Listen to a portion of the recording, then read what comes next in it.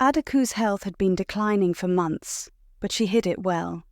She didn't want to worry Oma or give Okiki another reason to complain. But one evening, as she was cooking dinner, she collapsed.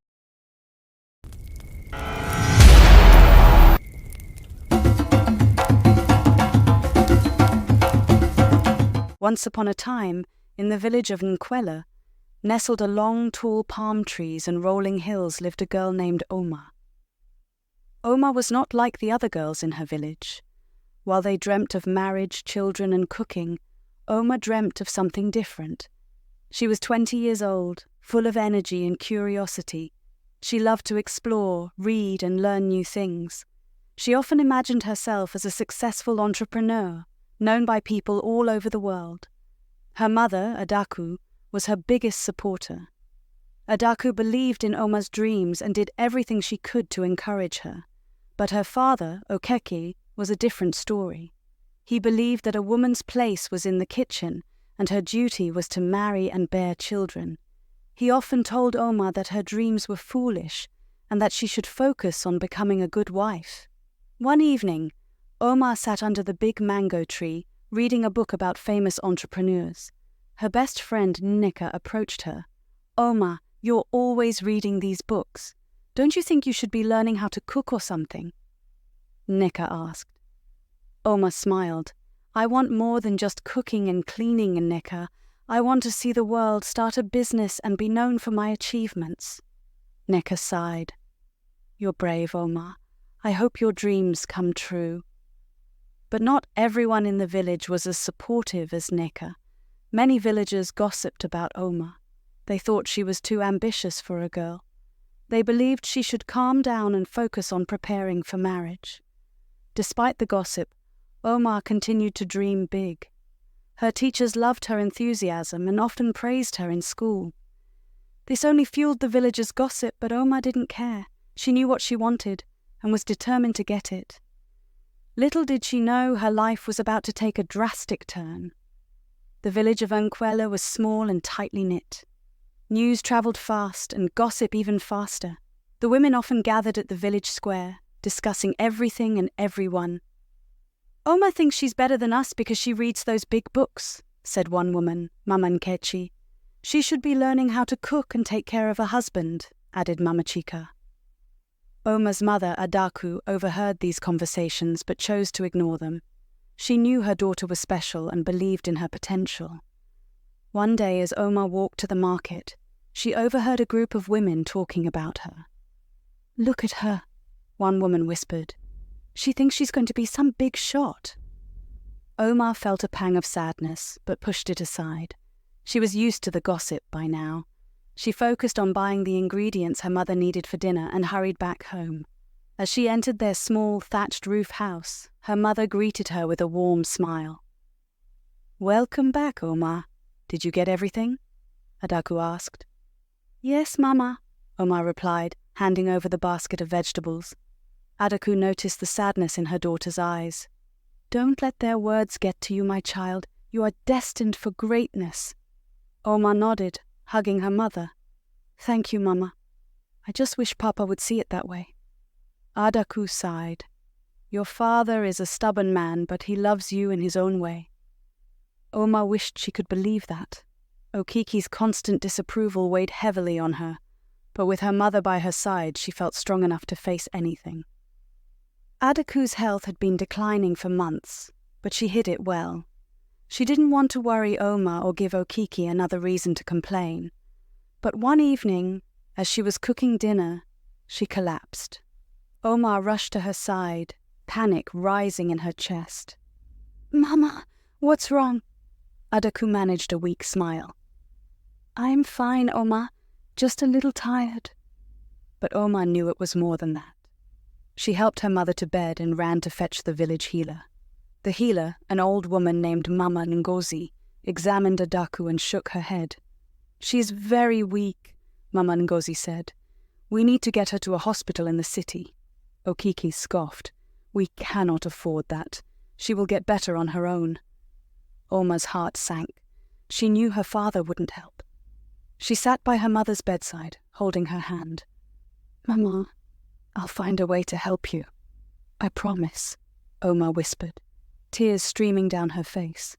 Adaku squeezed her daughter's hand weakly. You are a strong girl, Oma. Never give up on your dreams no matter what happens. Oma nodded, determination burning in her eyes. She would find a way to save her mother and pursue her dreams, no matter the obstacles. Despite Oma's efforts to care for her mother, Adaku's condition worsened. One fateful night, Adaku passed away quietly in her sleep. Oma was devastated. She felt as if her world had shattered. Okiki showed little emotion, but Oma knew he was relieved.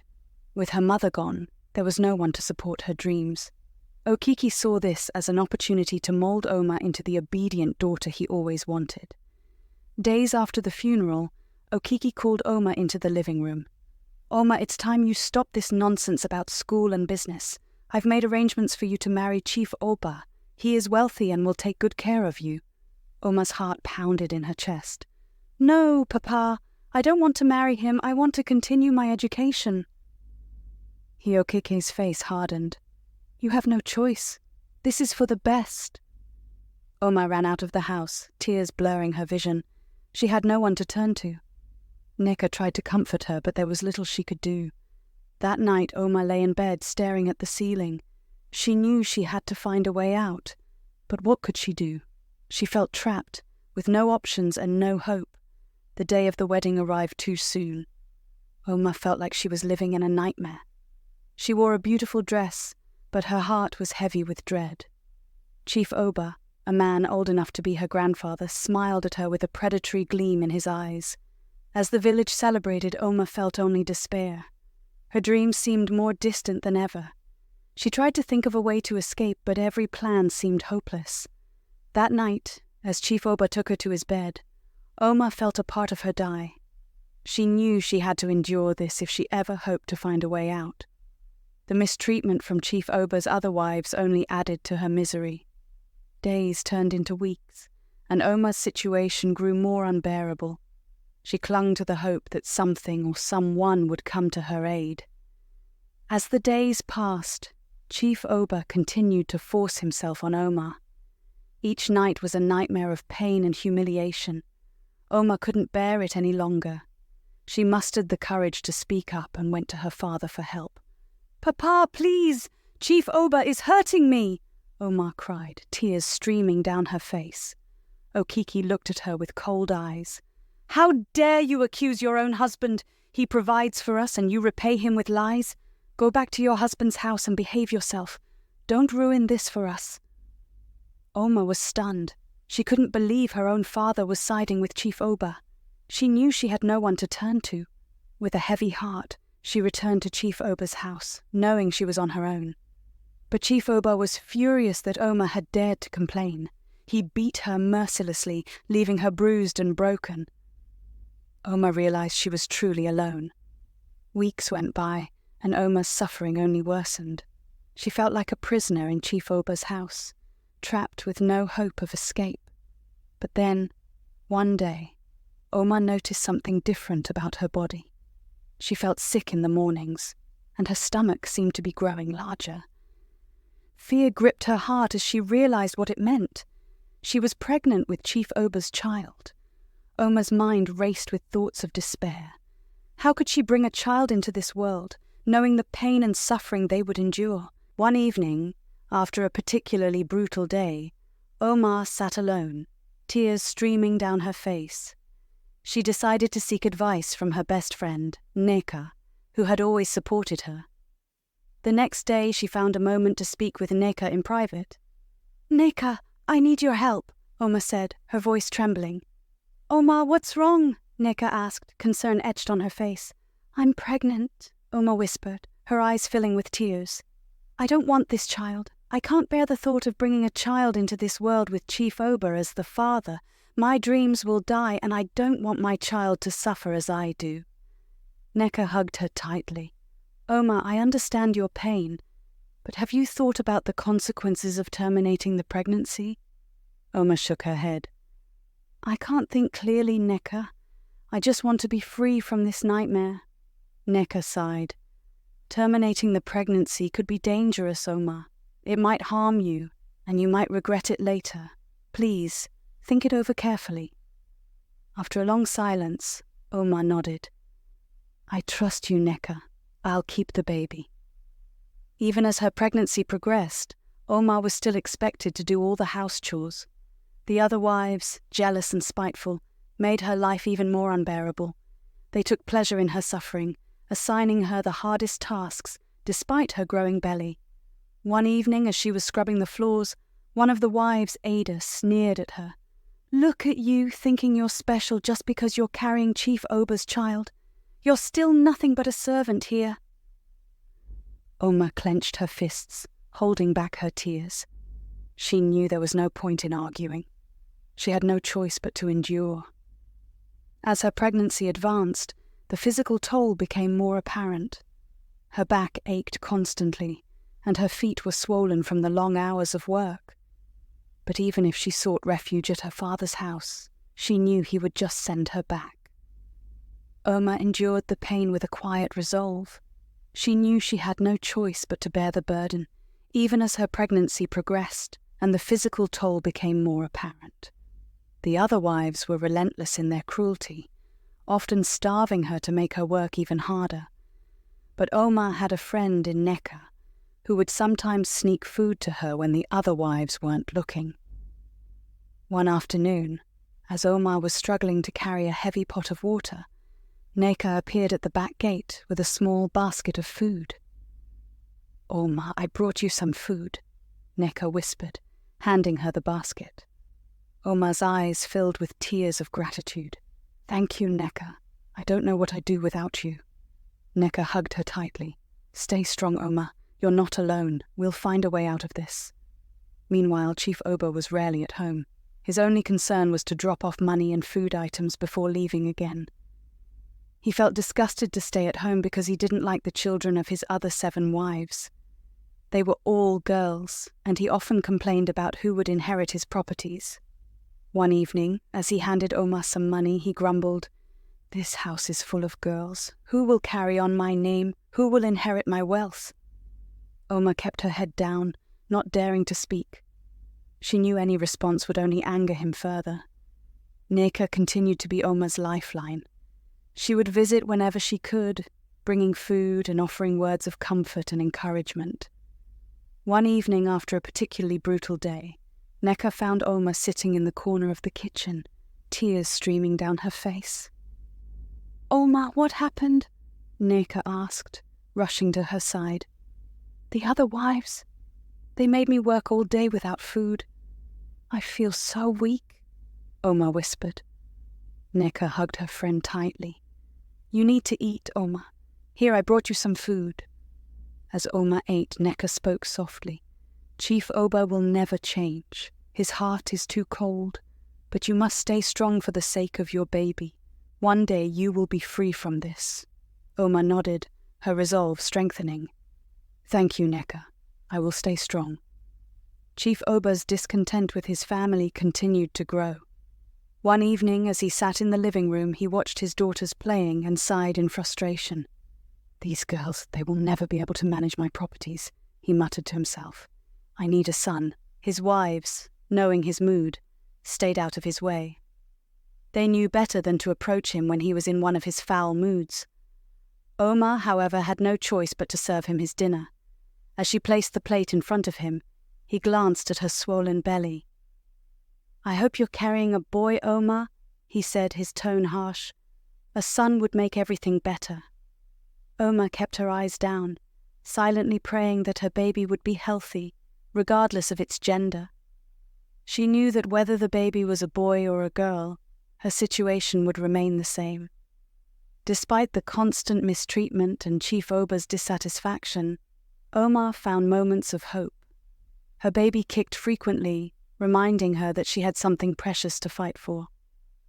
She shared her dreams and fears with Neka, who always listened patiently. One evening, as they sat together, Omar said, "Neka, do you think I'll ever be able to leave this place and give my baby a better life?" Neka took her friend's hand. "Yes, Omar, I believe you will. You have a strong spirit and you're determined. We will find a way. Oma smiled through her tears. Thank you, Neka. Your belief in me gives me strength. As the months passed, Oma continued to endure, drawing strength from her friendship with Neka and the life growing inside her. She knew that one day she would find a way to break free from her suffering and build a better future for her and her child. Oma was sweeping the courtyard when she felt a sharp pain in her belly. She cried out as the baby began to kick violently. She called out to the other wives, but they ignored her pleas for help. "Please, someone help me! The baby is coming!" Oma cried, clutching her stomach. Ada, one of the wives, looked at her with disdain. "Stop being so dramatic, Oma. You can handle it yourself." Oma's vision blurred with tears. Chief Oba was not at home, and the other wives showed no mercy. Just as she felt she couldn't take it anymore, she saw Neka approaching with a basket of food. "Neka!" Oma gasped, her voice strained with pain. Neka dropped the basket and ran to her friend. "Oma, what's happening?" The baby is coming," Oma whispered, leaning on Neka for support. Neka grabbed Oma's hand and helped her stand. "Hold on, Oma, I'll take you to Mama Ifeoma." With great effort, Neka half-carried, half-dragged Oma to Mama Ifeoma, the village midwife. Mama Ifeoma, a kind and experienced woman, quickly assessed the situation. "Bring her inside, Neka. We need to act fast," Mama Ifeoma instructed. Neka and Mama Ifeoma worked together to make Oma comfortable. After what seemed like hours, Oma finally delivered a healthy baby boy. Tears of relief and joy streamed down her face as she held her son for the first time. Neka beamed at her friend. "You did it, Oma. You have a beautiful baby boy." Oma smiled weakly. "Thank you, Neka. I couldn't have done it without you." After making sure Oma and her baby were safe, Neka ran to inform Chief Oba about the birth. She arrived at Chief Oba's house, only to find he wasn't home. She turned to leave when she saw one of the other wives. "Where is Chief Oba?" Neka asked urgently. "He's probably at Madame Koikoi's shop drinking palm wine with his friends," the wife replied indifferently. Neka hurried back to the midwife's hut to gather some clothes and food for Oma. As she headed towards Madame Koikoi's shop, she spotted Chief Oba and his friends laughing and drinking. "Chief Oba!" Neka called out, rushing towards him. "Chief Oba, your wife has given birth." Chief Oba acted as if he hadn't heard her. One of his friends nudged him. "Aren't you going to respond? This girl is talking to you." Chief Oba waved dismissively. "Don't mind them. So what if she gave birth? What should I do, jump for joy?" His friends were taken aback by his response. One of them, clearly puzzled, asked, "Why are you sounding like this, Chief? Aren't you happy?" Chief Oba sighed, exasperated. "My family is full of girls. No one to inherit my properties. I'm tired of it. I know very well that woman gave birth to another girl." Neka, refusing to be ignored, spoke up boldly. "Chief Oba, you should know what your wife gave birth to." One of the friends turned to Neka. "My dear, please tell us. What did she give birth to?" Neka smiled brightly. "A baby boy." Chief Oba nearly choked on his drink. He stared at Neka in disbelief. "What did you just say?"